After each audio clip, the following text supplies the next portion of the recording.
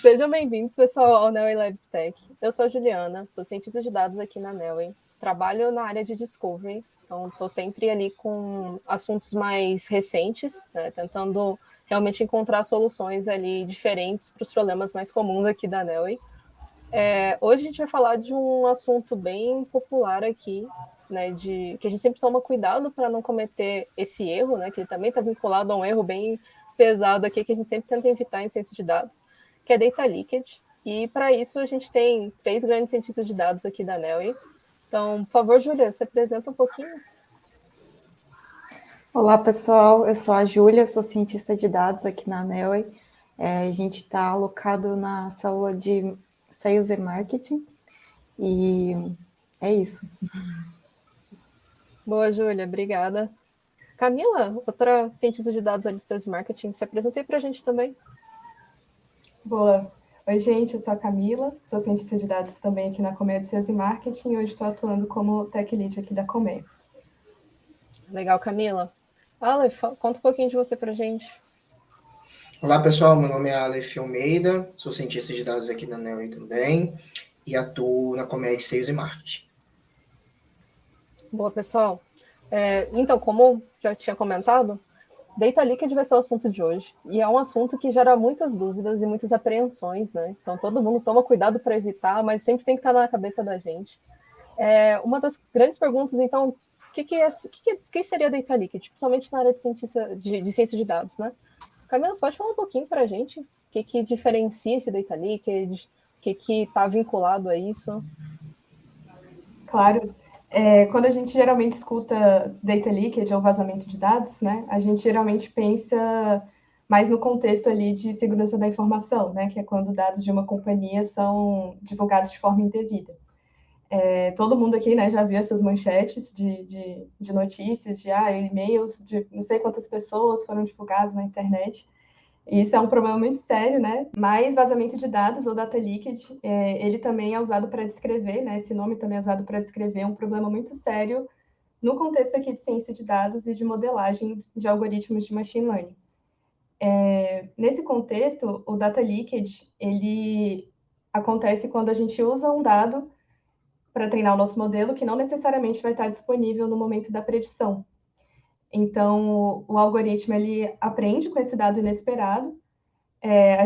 Quando a gente vai fazer as métricas ali no nosso dataset de teste, as métricas são muito boas, a gente fica super feliz, achando que nosso modelo está performando super bem, mas quando ele vai para a produção ali no mundo real, ele começa a performar mal, porque no mundo real ele não vai ter esse dado extra que ele teve indevidamente lá na hora do treinamento. Então, o data leakage, ele é uma coisa muito séria, né, que todo cientista de dados deve estar muito atento para não cometer esse erro, porque pode invalidar, né, um projeto completamente e, o pior de tudo, pode causar tomadas de decisões incorretas, né, para quem estiver usando esse modelo lá em produção, que é tudo que o cientista de dados não quer que aconteça, né?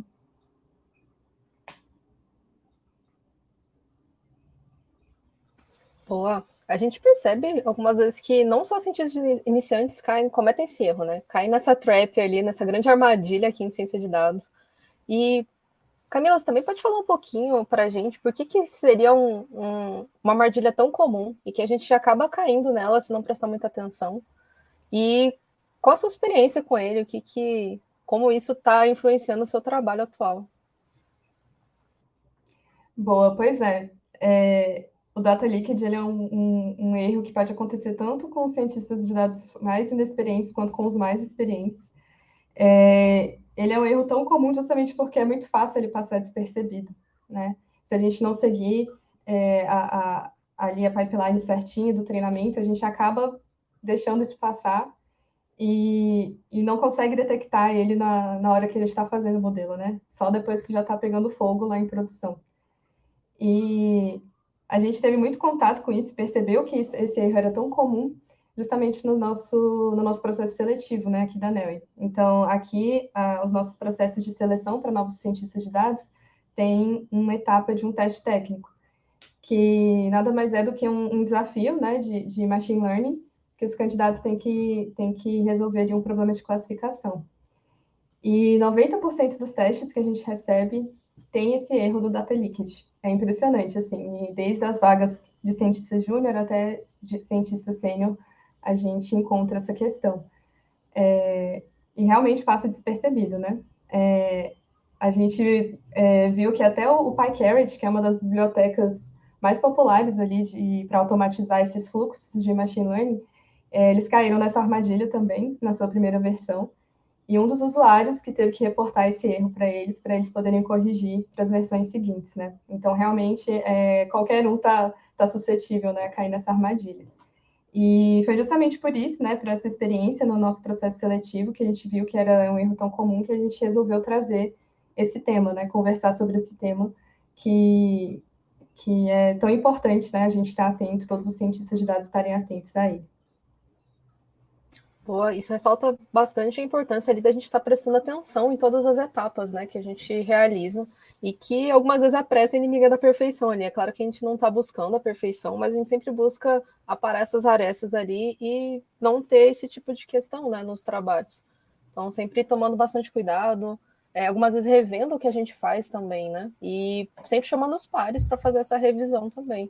Algumas vezes o nosso olho ali parece corriqueiro, né, parece que algumas vezes um problema não salta aos olhos, mas uma outra pessoa olhando, isso pode ficar evidente, né? Nesse sentido também, algumas vezes é difícil da gente imaginar, tá, mas o que seria realmente data leakage ali no nosso trabalho diário? Quais seriam os exemplos concretos disso, né? Poxa, porque algumas vezes o conceito parece tão geral, tão amplo ali, algumas vezes até abstrato. Aleph, você pode trazer alguns exemplos para a gente de alguns momentos ali que a gente percebe data leakage, ou que seriam pontos mais críticos no nosso pipeline de ciência de dados que eles podem acontecer?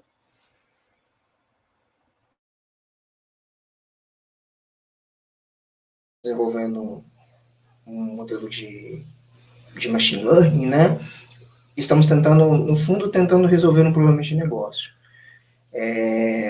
E o que acontece é que no pipeline de resolver esse problema de negócio usando aprendizagem de máquina, inteligência artificial, a gente cumpre uma série de etapas, né?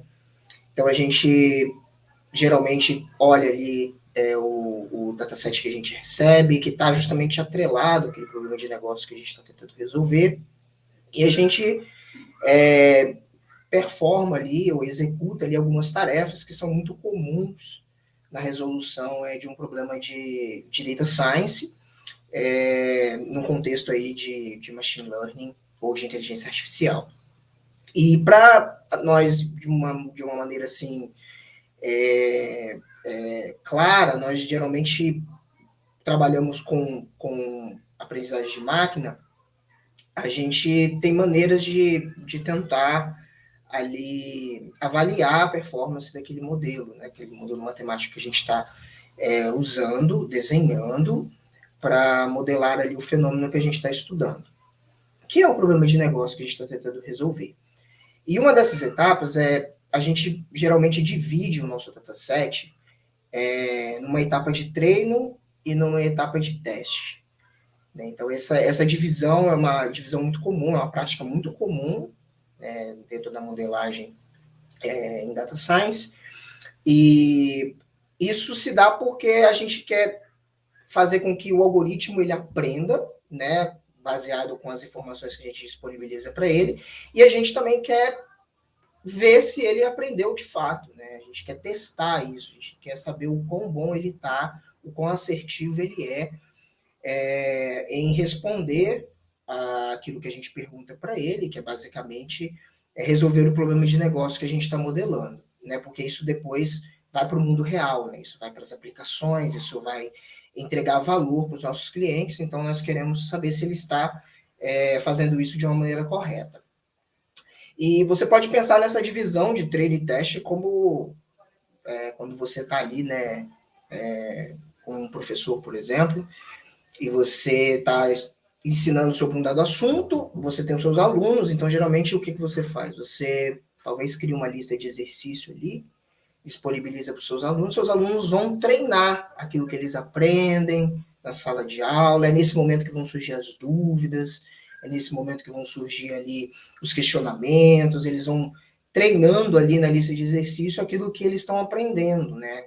Com as aulas, com os livros, né? Então, ele vai usando a lista de exercício ali para pôr em prática aquilo que ele tem aprendido e consolidar ali o conhecimento que ele tem adquirido ao longo daquela disciplina, daquele assunto que ele está estudando. E é natural que, em um determinado momento, o professor ali ele vai elaborar um teste, né, que seria para avaliar ali o desempenho dos alunos, né? E é natural que as perguntas daquela prova, daquele teste, estejam ambientadas ali naquela disciplina ou naquele conteúdo, naquele assunto que foi passado. Mas não necessariamente são as mesmas perguntas, né? Porque, caso contrário, o aluno poderia decorar, né, exatamente como é feito cada uma das questões e apenas reproduzir ali na prova as respostas. Então, em geral, os testes, né, a prova está ambientado no assunto, mas não são exatamente as mesmas perguntas. Então, nessa analogia, é mais ou menos assim que a gente faz com modelos de aprendizagem de máquina. Existe o dataset de treino, né, e existe o dataset de teste, né, onde a gente avalia ali a performance do modelo. E onde o leakage entra? O leakage entra quando a gente aplica certas técnicas de pré-processamento. É muito normal dentro do nosso ambiente de trabalho a gente lidar com dados que têm valores faltantes, né? Isso às vezes acontece, né? E muitas das vezes a gente quer colocar a informação ali. Por quê? Porque quanto mais informação, melhor, né, para o modelo. Fazendo um paralelo com a nossa analogia, né, quanto mais livros, quanto mais artigos, quanto mais informação o aluno tiver sobre aquele assunto, mais ele aprende. Né? Da mesma maneira, é um modelo de aprendizagem de máquina. Quanto mais informação ele tiver, melhor. Quanto mais dados ele tiver, melhor. Então, é muito comum nós tentarmos preencher esses valores faltantes. O ponto é que, muitas das vezes, acontece, às vezes por desatenção, né, ou inexperiência ou algo do tipo, quando nós preenchemos esses valores, nós fazemos isso de uma forma no dataset inteiro. Né? Nós preenchemos essa informação, muitas vezes é uma informação repetida, às vezes é um valor que você coloca ali. Né? Se nós formos pensar assim, que o dado, para um exemplo mais fácil, um dado estruturado, né, como uma tabela, por exemplo, poderia haver ali células ou buracos ali no seu dataset, e você quer preencher, né, aquela tabela com valores. Muitas das vezes, algumas das técnicas, não todas, mas algumas dessas técnicas podem repetir valores. O problema é que se você faz isso no dataset como um todo, quando você dividir o seu dataset no treino e no teste, que é uma etapa padrão que a gente faz para avaliar a performance de um modelo, essa informação repetida ela acaba indo para o teste. Né? E seria como no nosso exemplo, né, ali na nossa analogia, seria como você colocar uma questão da lista na prova, né, ou uma alternativa. Né? O aluno ali, se ele decorou aquela resposta, ele vai reproduzir de uma maneira exatamente igual, mas não necessariamente o que ele aprendeu. Inclusive, a nota dele naquela prova pode aumentar justamente por causa disso, né? Porque ele repetiu ali uma informação, o professor colocou a mesma pergunta que havia na lista de exercício, o aluno, ele acabou decorando aquilo, né? E acabou respondendo, e você pode achar erroneamente que ele aprendeu algo, mas ele não aprendeu, ele simplesmente repetiu uma informação prévia que ele já havia visto no período que ele estava estudando, ou seja, no período que ele estava treinando. Então, esse é um tipo de cenário mais comum, assim, de leakage que a gente encontra até mesmo nos nossos processos seletivos. Essa mistura de informação no treino e no teste. Existe uma outra forma também de leakage presente nas características, né? É muito comum a gente trabalhar com problemas de negócio, e esses problemas de negócio, eles têm características, né? São as variáveis do fenômeno que você está estudando ali, daquilo que você está tentando modelar, né? E muitas das vezes acontece um erro bem, assim, crasso, podemos dizer, que justamente você colocar como uma das variáveis do seu problema, ou seja, uma das variáveis daquele fenômeno que você está estudando, a própria variável resposta. Isso muitas vezes acontece, às vezes por um descuido, às vezes por uma desatenção. Você tem ali, na hora de separar o que é variável do que é a variável resposta, ou seja, o fenômeno que você está tentando modelar, muitas das vezes você repete a informação.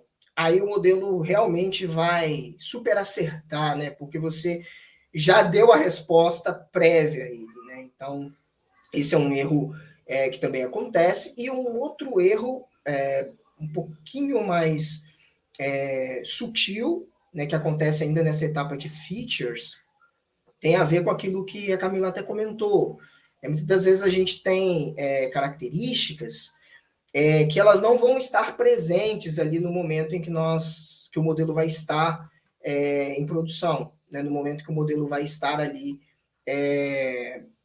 disponível para o cliente, ou seja, no momento que ele vai estar ali entregando o valor, e o valor que ele vai entregar vai ser muito pobre. Por quê?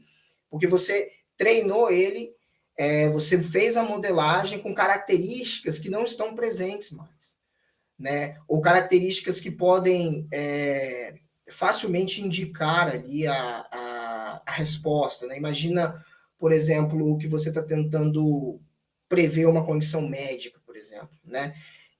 Podem existir características que indicam que o paciente fez uma cirurgia relacionada àquela doença, né? Então, isso pode causar um leakage porque está altamente correlacionado, né? Tá altamente correlacionado com a doença, a cirurgia, né? O tipo de cirurgia. E essa informação faz parte de algo futuro, né? Então, provavelmente não vai estar disponível no momento que você vai fazer a predição, no momento que esse modelo for para o mundo real, e seu modelo ele vai cair a performance drasticamente. Então, são esses os exemplos que eu consigo ver, Ju, assim, sobre data leakage no cotidiano, assim, de um cientista de dados e na entrega de valor, na entrega de modelos para data science. Que legal, Aleph. É bem preocupante também o tema, né? A gente sempre fica com receio de acabar caindo em alguma dessas questões, né? De acabar acontecendo data leakage num projeto nosso. Então, é sempre bom revisar ali e realmente tomar cuidado. Isso me lembrou de duas situações, né, que a gente teve aqui na Nelway. Uma delas, a gente realmente fez um testezinho, né, um exemplo aqui, para verificar as métricas em um problema, né, um problema simples, acho que quase todo mundo já utilizou esse dataset, que é o do Iris, e a gente realizou dois caminhos diferentes, né, um a gente realmente tentando evitar o data leakage, e outro a gente acabou incluindo realmente esse data leakage, né, por meio da imputação de valores ali, só que usando um método de KNN ali, né, igual você comentou ali, Aleph, que acontece, né, essa imputação dos motivos mais comuns ali. E no caminho que a gente tentou evitar o data leakage, a gente realmente separou os dados ali de treino, teste e validação bem de antemão, né, enquanto no caminho que aconteceu o data leakage, a gente não fez a separação, a gente logo no início já imputou esses valores, né, usando o KNN.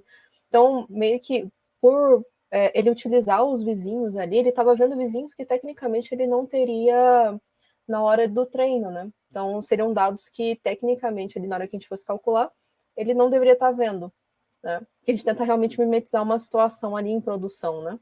E essa mimetização daí falha quando a gente não faz essa separação. E a gente percebeu que as métricas ali, elas acabam enganando a gente, né? Que quando acontece essa situação de tal data leakage, as métricas são tão boas ou até melhores. E isso algumas vezes a gente olha, o modelo está muito bom, mas na verdade ele não está, né?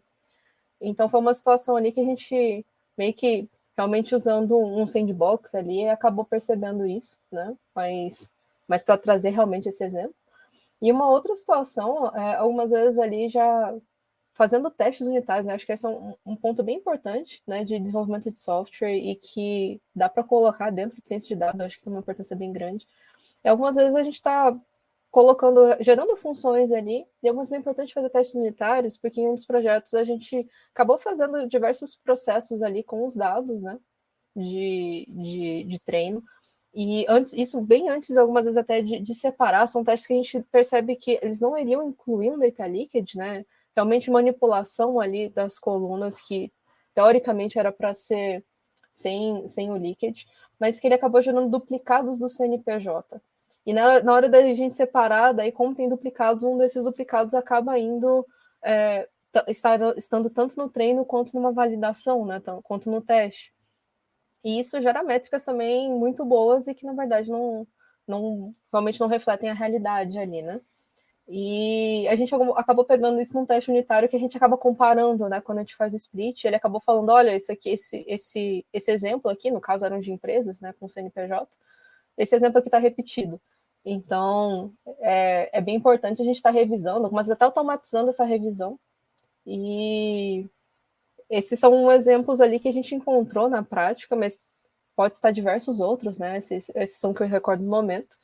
E a gente tem diversos impactos negativos, então, né? Mas ali a pergunta de milhões, né? E como é que a gente evita, então, esse data leakage? O que a gente pode colocar no nosso dia a dia ali para evitar esse data leakage?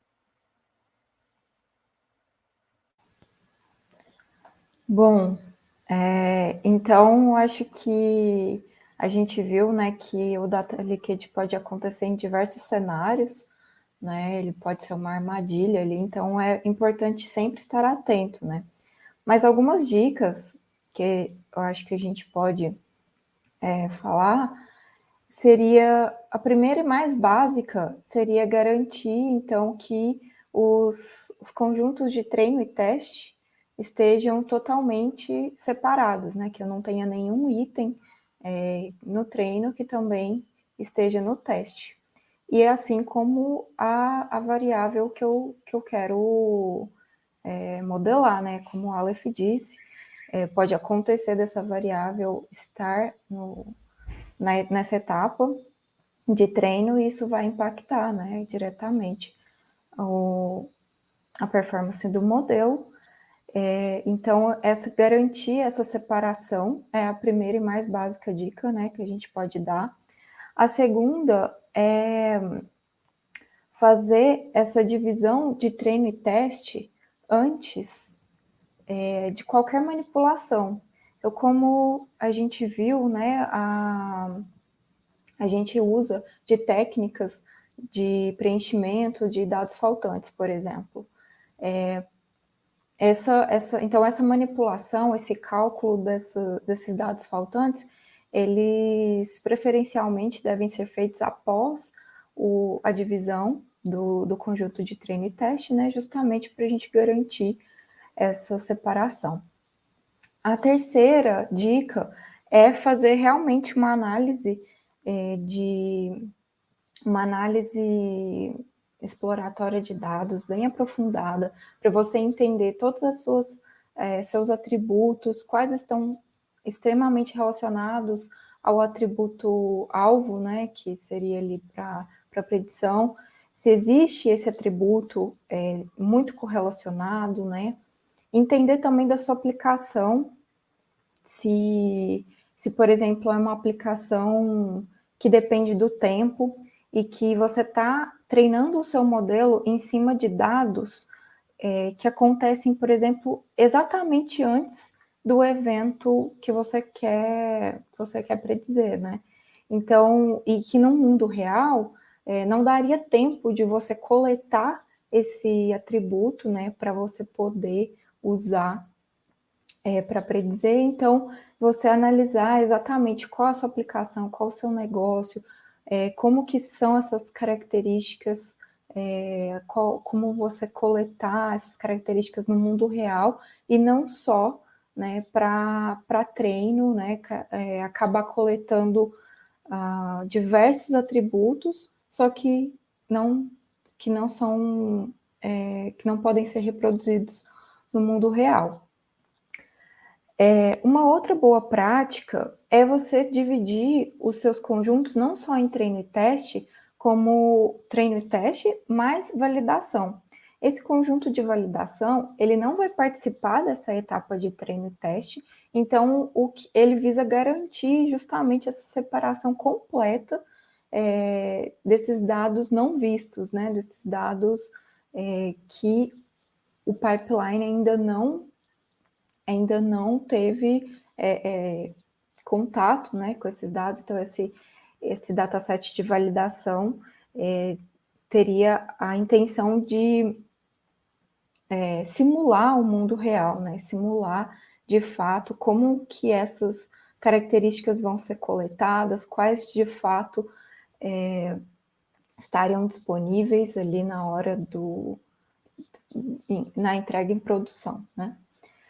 E a última dica, na verdade, é falar que a gente tem aí bibliotecas que implementam esses pipelines de machine learning e que já têm essa preocupação, como a Camila disse, né? Num primeiro momento até caíram nessa armadilha do data leakage, mas com o passar do tempo, com os feedbacks ali da comunidade, eles repararam no erro e estão cada vez mais preocupados com isso.